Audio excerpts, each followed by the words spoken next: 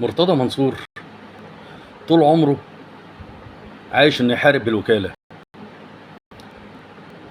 قبل كده كان بيسيء للكابتن محمود الخطيب علشان خاطر تركي الشيخ، وهو قالها بعد ما اتصالح مع الخطيب. دلوقتي طالع يتلكك لتركي الشيخ عشان يقول لكامل الوزيري ان في اسد هنا في مصر. البلد مش ناقصه اسود يا مرتضى. سيب كامل الوزيري كفيل بتركي الشيخ، وتركي الشيخ كفيل بكامل الوزيري.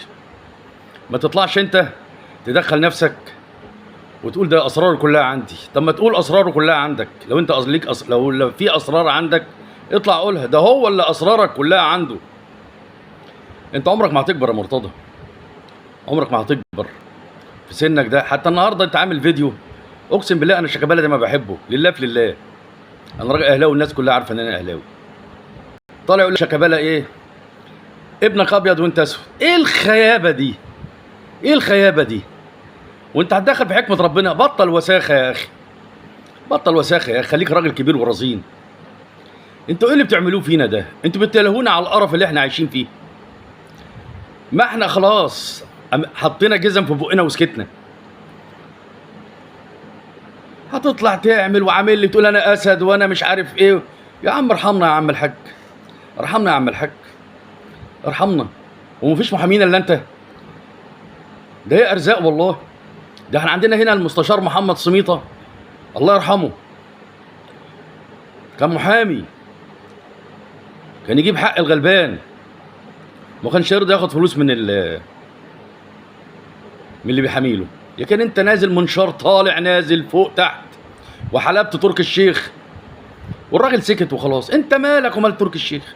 هو بيتكلم على مدرب الزمالك والاعلام بتاع مدرب الزمالك، انت ما صدقت رحت لاطش عشان تبان لكامل الوزير ان انت ايه الواد السبع رجاله في بعض. يا عم الحاج اتقرب لربنا بقى، وانت هتعيش ايه تاني؟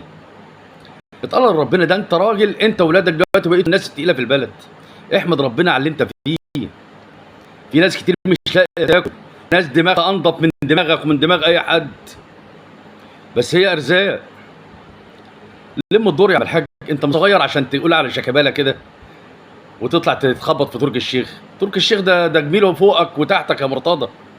انت قعدت تقول ساعات المفروض يغنوا لك ويقول لك عربيات عربيات عربيات احدث موديل. لم الدور يا عم الحاج، لم الدور. فيه ربنا موجود فوق. ده لحد دلوقتي ربنا سترك، وغضب ربنا وحش يا بني ادم. اللهم اني بلغت اللهم فاشهد. ناس بتستكتر راحه على نفسها.